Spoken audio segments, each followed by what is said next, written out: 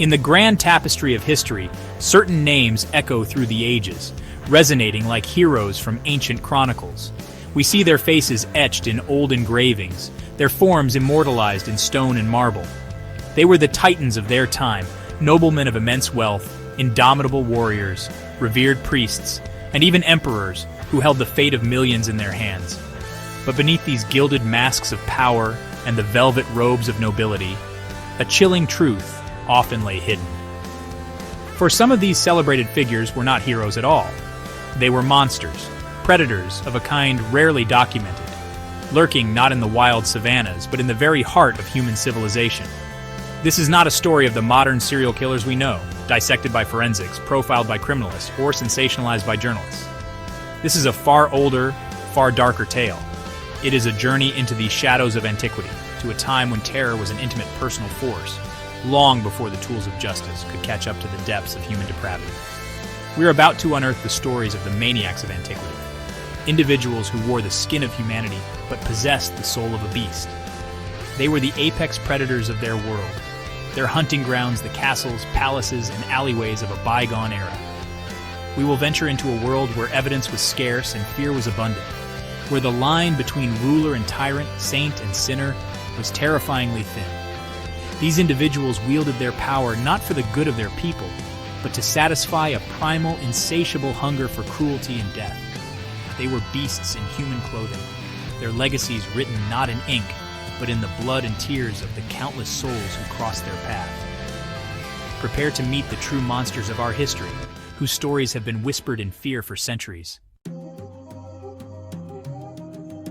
In the heart of 15th century France, there lived a man of extraordinary standing, Gilles de Rae, a Marshal of France, a wealthy lord, and a decorated companion in arms to the legendary Joan of Arc. His lineage was impeccable, his courage in battle unquestioned. He was the very picture of chivalric virtue, a nobleman who commanded respect and admiration across the kingdom. But this celebrated war hero led a life of profound and horrifying duality. Behind the imposing walls of his castles, a darkness was festering, a monstrous appetite that would eventually consume hundreds of innocent lives and tarnish his name for eternity, transforming him from a national hero into the stuff of nightmares. His obsession began to manifest after his military career, as he retreated into his vast estates. He squandered his fortune on extravagant theatrical productions and a desperate, all-consuming quest for the secrets of alchemy. He sought the philosopher's stone, not merely for gold, but perhaps for something far more sinister. It was in this pursuit of forbidden knowledge that his true nature was unleashed. He began to lure children to his castles, mostly young boys from the surrounding villages. They were promised food, work, or education, but once they passed through his gates, they were never seen again, their disappearances swallowed by the silence of stone and the power of his name. The scale of his atrocities was almost incomprehensible for the time. When his fortress was finally breached and his crimes brought to light, investigators unearthed a scene of unimaginable horror. The remains of what is believed to be over 140 children were discovered within the castle's confines, their small bones a testament to the years of terror he had inflicted. The exact number of his victims remains unknown, lost to the decay of time and the fires he used to dispose of them. Gilles de Rais, the noble warrior, was revealed to be a predator of the most depraved kind, his castle a lair where the innocence of youth was systematically and brutally extinguished. We travel now to the heart of the Roman Empire, a domain of unparalleled power and influence. Here, in the 1st century AD, ruled an emperor whose name would become synonymous with insanity and tyrannical cruelty, Gaius Caesar Augustus Germanicus, better known as Caligula. His reign began with promise and popularity, a breath of fresh air, after the dour rule of his predecessor, Tiberius. The people of Rome celebrated his ascension, hopeful for a golden age. But this hope was destined to curdle into abject terror as a severe illness, or perhaps the sheer weight of absolute power, fractured his mind, transforming the beloved young emperor into a sadistic despot. His descent into madness was marked by acts of bewildering and terrifying absurdity. The halls of his palace, once a center of governance, became a stage for his cruel whims. He engaged in sadistic entertainments, forcing senators and their wives to participate in debauched orgies and gladiatorial contests where the odds were fatally stacked against them. He would watch executions during his meals, finding amusement in the prolonged suffering of his victims. His cruelty was not born of political necessity. It was a sport, a spectacle designed to feed his ever-growing ego and his insatiable thirst for demonstrating his absolute divine power over life and death. Perhaps the most infamous testament to his unhinged state was his relationship with his favorite horse, Incitatus. He showered the animal with ludicrous honors, providing it with a marble stall, a jeweled collar, and even a house with servants. The madness culminated in his declared intention to appoint the horse as a consul, the highest office in the Roman Republic, a gesture of ultimate contempt for the Senate and the traditions of Rome. In another fit of pique, enraged by what he perceived as insufficient applause during a public spectacle, he ordered his Praetorian Guard to slaughter an entire section of the audience. For Caligula, human life was a trifle, and his empire was merely a playground for his monstrous games. Not long after the reign of Caligula, Rome would fall under the dominion of another emperor whose artistic ambitions were matched only by his capacity for cruelty, Nero Claudius Caesar Augustus Germanicus. Nero saw himself not as a statesman or a general, but as a supreme artist, a poet, a musician, and a performer. He longed for the adoration of the masses, not for his leadership, but for his talent with the lyre and his voice. This desperate need for applause, however, concealed a chillingly narcissistic and brutal nature. For those who failed to appreciate his art, or who stood in the way of his desires, a terrible fate awaited. The most infamous event tied to his name is the Great Fire of Rome in 64 AD. While the city burned for over a week, destroying vast swaths of the ancient metropolis, legend holds that Nero stood upon his palace balcony, playing his lyre and singing of the fall of Troy, inspired by the horrific spectacle.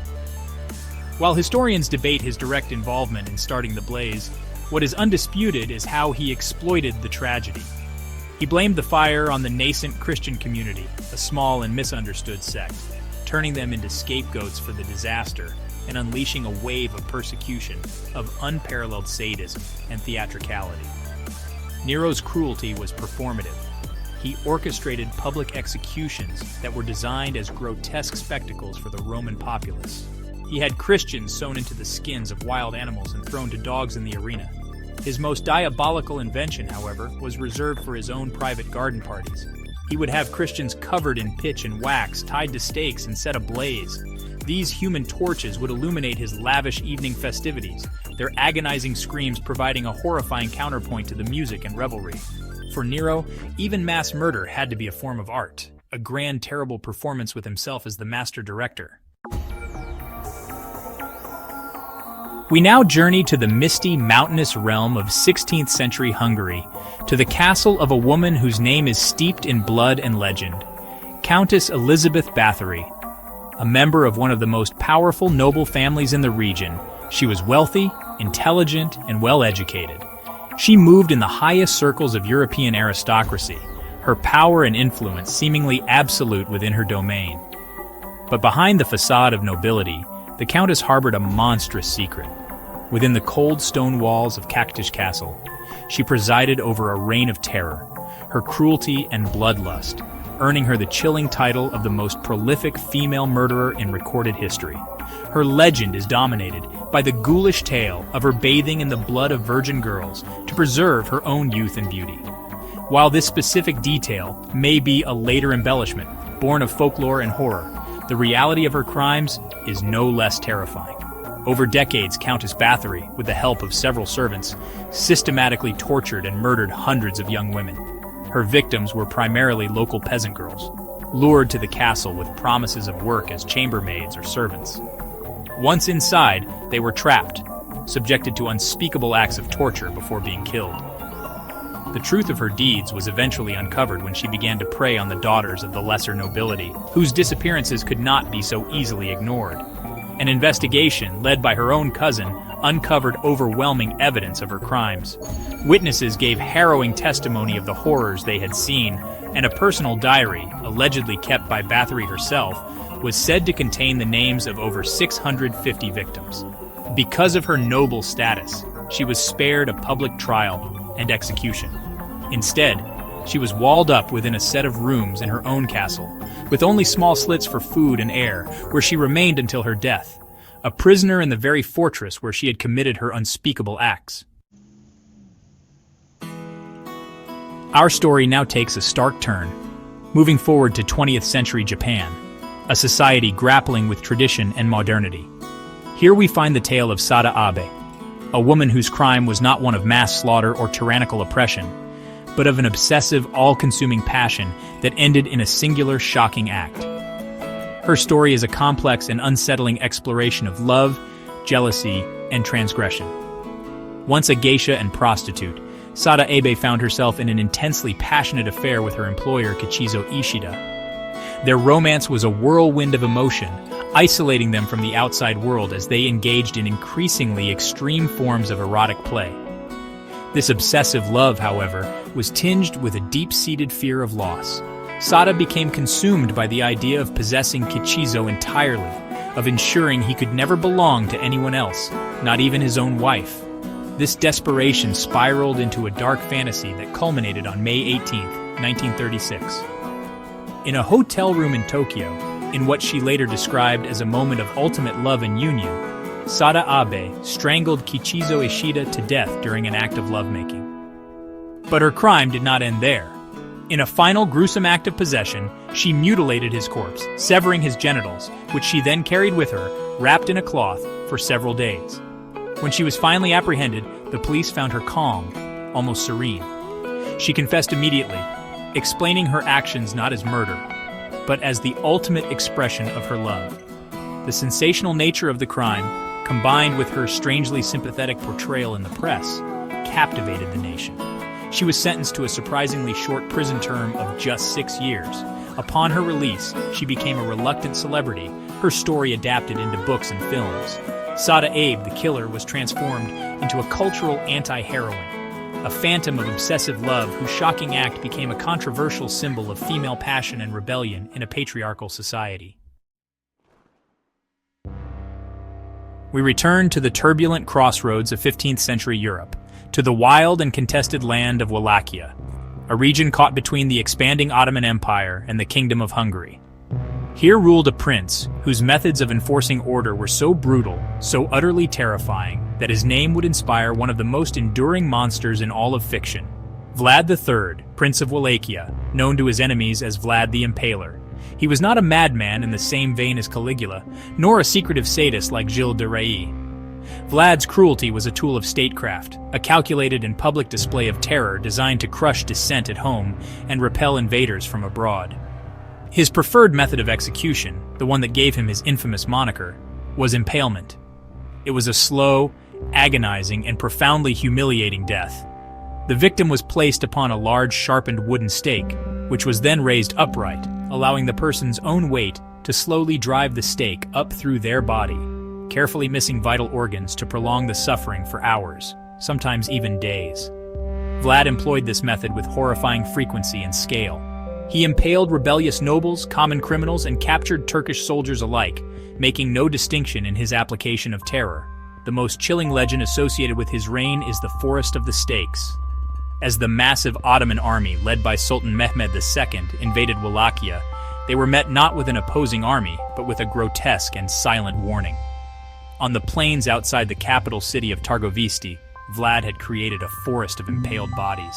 20,000 captured Turks and Bulgarian Muslims, their corpses rotting on stakes in a vast, macabre display. The sight was so horrifying, so psychologically devastating, that even the battle-hardened Sultan, conqueror of Constantinople, was said to have been sickened and ordered a retreat. Vlad's terror was a weapon more effective than any sword. Our journey takes us to 17th century China, during the tumultuous period of the Ming Dynasty's collapse. Amidst the chaos of rebellion and civil war, a leader emerged who would carve a legacy of such unparalleled slaughter that, well, his name became taboo for centuries. This was Zhang Xianzhong, a rebel leader who established his own short-lived dynasty, the Daxi, in the province of Sichuan. Initially, he was seen by some as a champion of the people, fighting against a corrupt regime. But This image would soon be washed away by a torrent of blood, as his rule descended into a paranoid and genocidal madness. Zhang Xianzhong's cruelty was not merely political, it was systematic and disturbingly ritualistic. He seemed to develop a pathological hatred for the people he ruled, particularly scholars and officials. He would hold imperial examinations only to have all the successful candidates executed.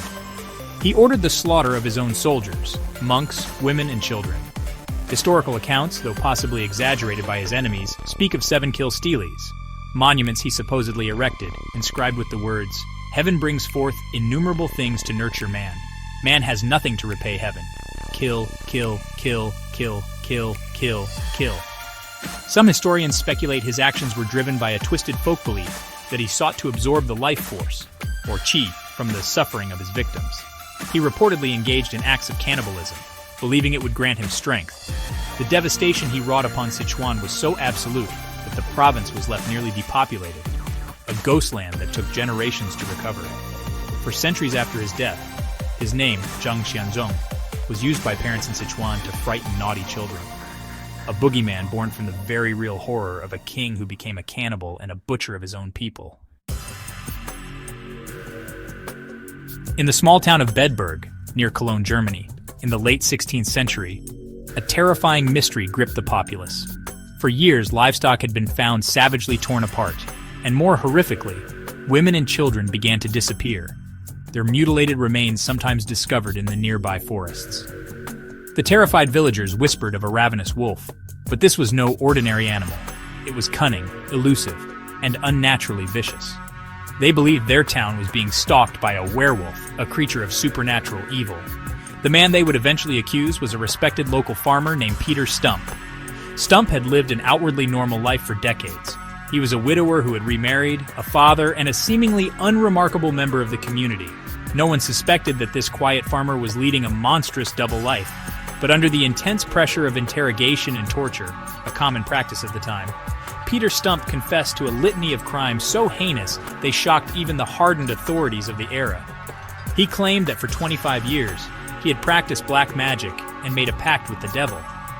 In his confession, he detailed how Satan had given him a magical belt, woven from wolf's fur, which allowed him to transform into the likeness of a greedy, devouring wolf.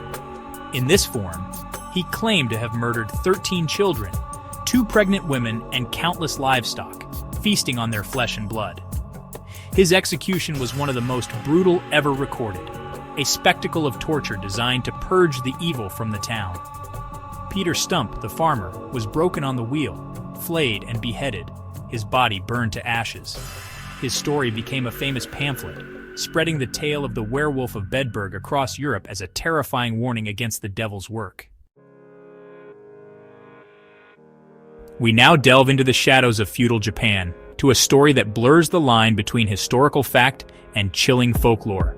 In a remote province during a time of constant warfare, there lived a samurai of minor nobility named Tsutomu Yamada. He was known for his martial prowess and his strict adherence to the code of Bushido. Yet, beneath this veneer of honor and discipline, Yamada allegedly harbored a gruesome secret, a practice so vile it was spoken of only in hushed, fearful whispers. He was said to be a cannibal, not out of necessity or starvation, but as a connoisseur of human flesh. According to the fragmented accounts and local legends, Yamada would host lavish, exclusive feasts for a select group of trusted retainers. The centerpiece of these banquets was a rare and forbidden delicacy: human meat. His victims were said to be vagrants, captured enemy soldiers, or disgraced servants, individuals whose disappearance would go unnoticed in the chaos of the era. The preparation was said to be a meticulous ritual, treating the human body as just another animal to be butchered and cooked, a horrifying perversion of culinary art and samurai tradition. The crimes of Tsutomu Yamada were never officially prosecuted. His noble status and the clandestine nature of his feasts provided a powerful shield. The stories persisted largely as folklore, a dark legend passed down through generations. However, centuries later, archaeological work near the ruins of his former estate reportedly uncovered a mass grave. The bones found within were human, many bearing marks consistent with butchery. Yet due to the passage of time and the lack of records, none of the remains could be identified. The chilling truth of the samurai cannibal remains buried, the unidentified bones a silent, eternal testament to feasts of unimaginable horror. Our final tale comes from the folklore of Eastern Europe, a grim story from a land of deep forests and ancient superstitions. Irena Brudna was not a noble or a ruler, but a village healer, a woman known for her knowledge of herbs and her ability to mend the sick. In a time before modern medicine, people like Irena were vital to their communities, respected and sometimes feared for their connection to the old ways. But Irena was also seen as a dispenser of justice, an avenger for the wronged, particularly for women who had suffered at the hands of brutal men. Her justice, however, was terrifying and absolute. According to the legend, when a woman came to her with a story of abuse, Irena would offer a unique and gruesome service. She would hunt down the abuser, not merely to kill him, but to enact a symbolic and horrifying revenge. She would mutilate her victims, taking from them the parts of their bodies they had used to inflict harm. These gruesome trophies, hands, tongues, and other parts, she would then preserve in jars, keeping them in her small hut as a grim collection, a private museum of her brand of justice. She was both a healer and a monster, a protector and a predator. Eventually, the number of disappearing men grew too large to ignore, and suspicion fell upon the quiet healer. When authorities raided her hut, they found the horrifying proof of her activities, shelves lined with jars containing the preserved remains of her victims. Irena Brudna confessed without remorse, believing her actions were righteous and necessary. She was tried and executed, her story becoming a cautionary tale. Yet, the legend says that for years after her death, new jars would mysteriously appear in the ruins of her hut, as if her avenging spirit continued its work from beyond the grave, a chilling reminder of how the desire for justice can curdle into monstrous vengeance. The stories of these ancient maniacs are more than just chronicles of blood and torture. They are harrowing lessons in the corrupting nature of absolute power, and chilling reminders of how profound cruelty can hide behind the most respected seals of authority, sanctity, or title.